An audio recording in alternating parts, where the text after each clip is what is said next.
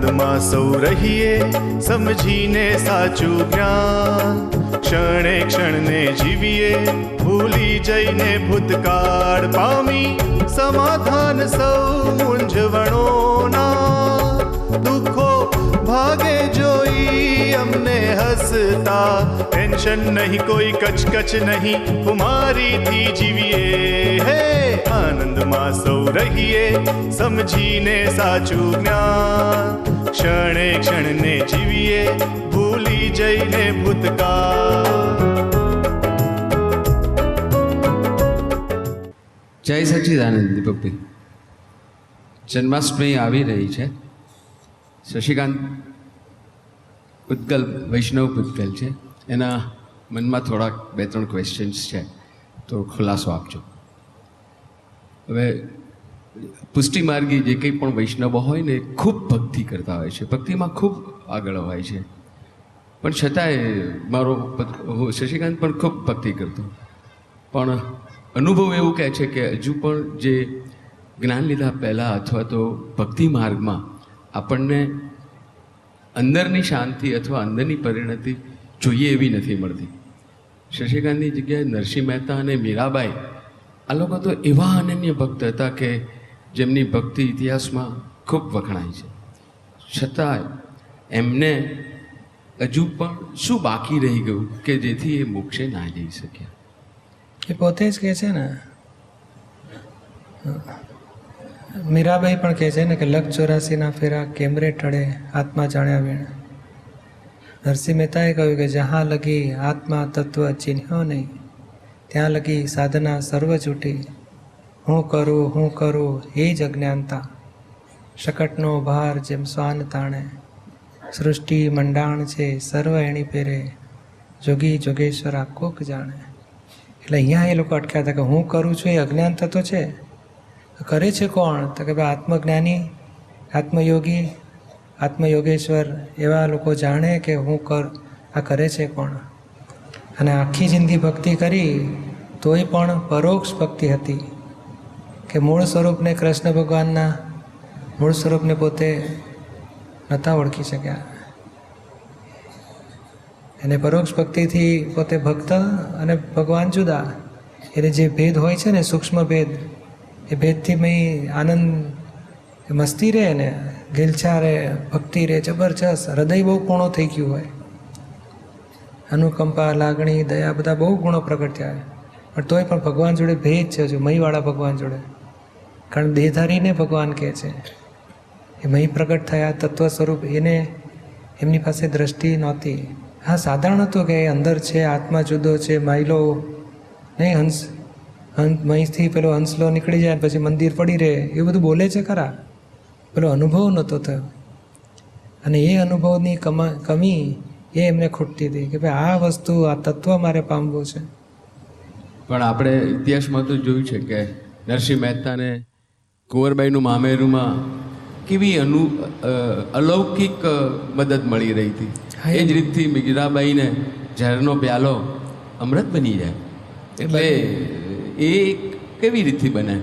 એ બને એટલે શું છે, મૂળ વસ્તુ એમની શ્રદ્ધા હતી, ભગવાન પ્રત્યે અનન્ય શ્રદ્ધા. અને નિયમ કેવો છે કે આપણે આધ્યાત્મિક દ્રષ્ટિએ જોઈએ, તમારી શ્રદ્ધા હોય ને એટલે સંજોગ ભેગા થઈને પછી ફળીભૂત થાય, પછી એને એમ લાગે ભગવાને કર્યું. ભગવાન કરતા નથી, કારણ ભગવાન તો વિતરાગ છે, પ્રકાશક છે. સંજોગો પણ દ્રઢ શ્રદ્ધા, અનન્ય શ્રદ્ધા, તો પછી એવા પરિણામ ઊભા થઈ જાય.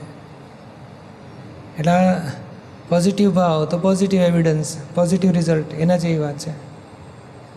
મામેરો ભગવાન પૂર્વા આવે નહીં, આવ્યા નથી, પણ આ એમની ભક્તિ, અત્યંત ભક્તિ, તે પછી આપણને દાદાજીના કેટલા અનુભવ થાય છે, નાના મોટા પ્રસંગોમાં દાદા આ પ્રોબ્લેમ આવ્યો છે, અને પછી મટી જાય છે, સોલ્વ થઈ જાય છે. અરે કેન્સર સોલ્વ થઈ જાય છે, કેટલાયના કેટલાય પેલો ડિપ્રેશન જતા રહ્યા, હાઈ બીપી બધું, કશી અસર જ નથી થતી. કે છે આટલું બધું એટેક આવ્યો પણ દુઃખો આવ્યું મને નહોતું અડ્યું, કે છે કોમામાં શુદ્ધાત્મા રહે છે. એમાં વિજ્ઞાન છે, એ કંઈ ચમત્કાર નથી. દેવો ભગવાને કર્યો એવું હોતું નથી, પણ એ પાછું વિજ્ઞાન છે. એનું વિજ્ઞાન આટલું જ છે કે જબરજસ્ત શ્રદ્ધા. આ નહીં કોકને સાસુ ઉપર દ્વેષ હોય ને અત્યંત, તને હાજર હાજર વર્તાય સાસુ. બોલો, એ આમ રોટલી કરતી જાય ને, હા ના, આપણે લાગે કોની સાથે વાત કરે છે, ના મને એમ કે સાસુ ઉભા છે પાછળ. બોલો, એ અત્યંત દ્વેષમાંથી અત્યંત રાગમાં હાજર હાજર વર્તાય એને. ખરેખર તો કે એમની ચિત્ત શક્તિ ભગવાનમાં અનન્ય ભક્તિમાં હતી, ચિત્તવૃત્તિ. એટલે ચિત્તવૃત્તિ હોય ને તો એને તાદરશ દેખાયા કરે, હાજર હાજર વર્તાયા કરે. એટલે આ બહુ બહુ ઊંચા ભક્તો કહેવાય. આમ કે ને કે સ્ટેશન પર ઊભા છે, ટ્રેન આવે અને બેસી જાય એટલી જ વાર, અને દાદા કહેતા કે આ નરસિંહ મહેતા, મીરાબાઈ, અખા ભગત, કબીર સાહેબ બધાએ આપણી ગાડીમાં બેસી ગયા છે.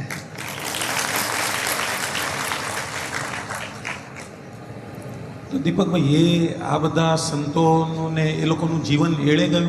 ના, એળે નહીં, કિના સ્ટેશન પર જ ઊભા છે. ના, પણ આપણે મીરાબાઈ તો છેલ્લે કૃષ્ણ ભગવાનમાં સમય જાય છે, તો એમનો તો મોક્ષ થઈ ગયો ને? નહીં, સમય ગયા એટલે શું, એમની શ્રદ્ધા હતી ને લોકોની એવી માન્યતા છે કે સમય ગયા, પણ હજુ તોય બાકી જ હતું. એ પોતે જ કહે છે ને મારું બાકી છે.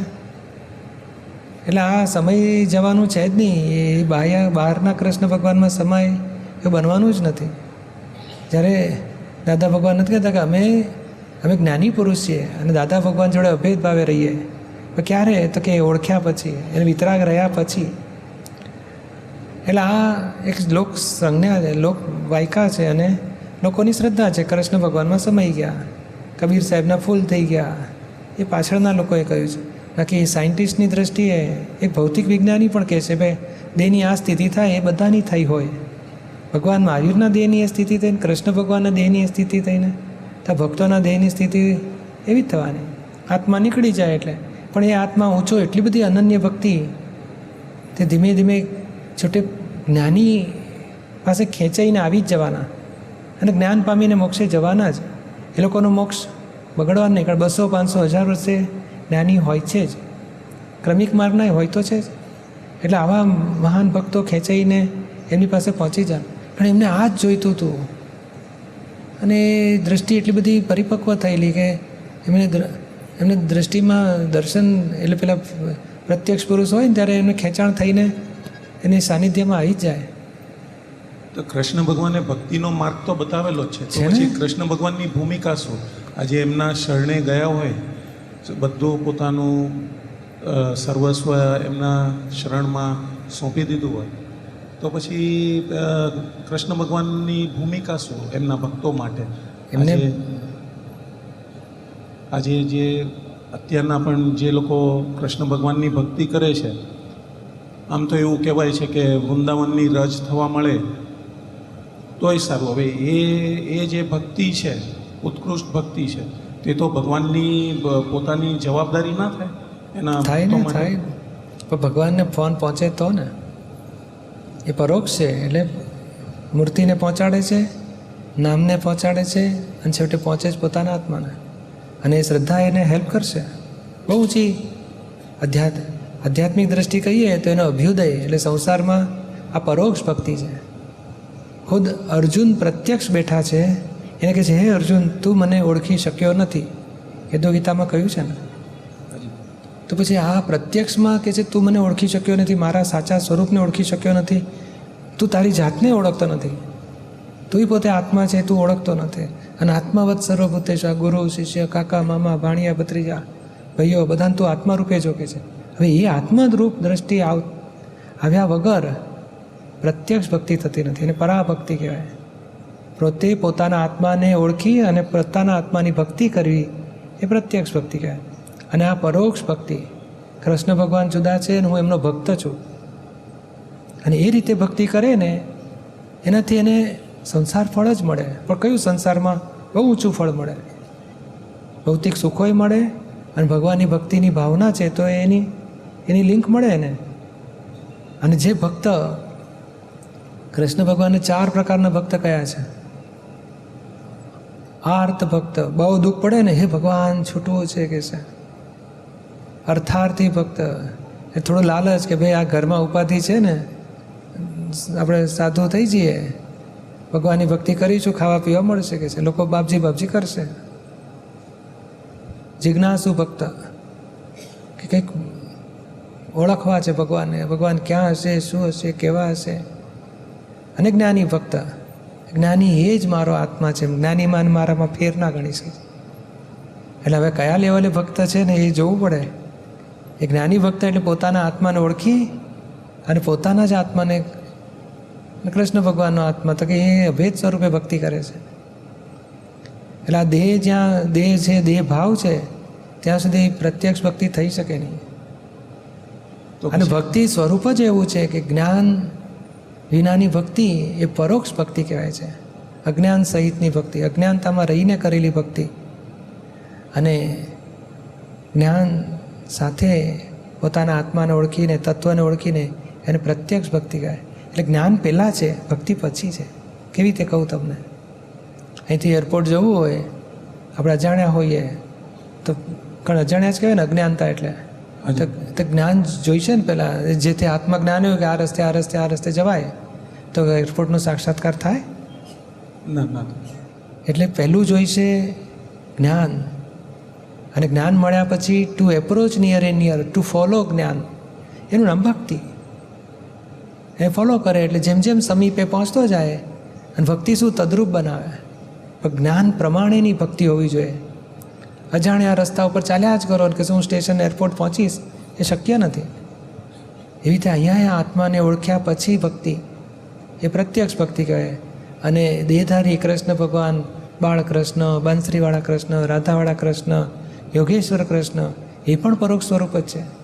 જ્યારે અવિનાશી તત્વ એને પ્રત્યક્ષ ભક્તિ કહેવાય. ને એ પ્રત્યક્ષ ભક્તિ ક્યારે? તો કે એ તત્વ સ્વરૂપે ઓળખ્યા પછી જે ભક્તિ કરે એ પ્રત્યક્ષ ભક્તિ, અને એ પરાભક્તિથી મોક્ષ થાય. એટલે આપણે શાસ્ત્રમાં લખ્યું છે કે નામથી ભક્તિ કરવી, નામ સ્મરણ રૂપે એને 25% ફળ મળે. પછી એથી આગળ તો એ સ્થાપના કરે, ફોટો કે મૂર્તિ કે ચિત્રપટ કશું, તો એ 50%. પછી પ્રત્યક્ષ દેહધારી હોય એને ભક્તિ કર્યા કરે ને, ના તમે ભગવાન જ છો, તમે જ પરમાત્મા છો, તો પણ દેહધારી રૂપે ઓળખીને તો 75%. અને જ્યારે હો મારો જ આત્મા તે તત્વ સ્વરૂપે ભગવાનમય બેઠા છે તેવો જ છે, અને દરેક જીવ માત્રમાં જે છે તે જ સ્વરૂપે હું છું. અને એ પોતાના આત્માને ઓળખીને એને ભાવ ભક્તિ કહેવાય છે. પેલી દ્રવ્ય ભક્તિ, પેલી નામ ભક્તિ, સ્થાપના ભક્તિ, દ્રવ્ય ભક્તિના ચોથી ભાવ ભક્તિ, એને પ્રત્યક્ષ ભક્તિ કહેવાય. અને ચારે ગુણાકાર હોય ને તો મોક્ષ થાય.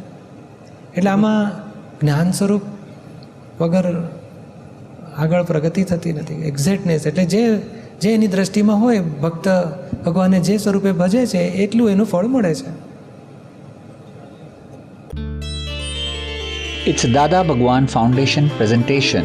Trimandir Sankul, Adalaj, District Gandhinagar, Gujarat. Phone 9327 010101.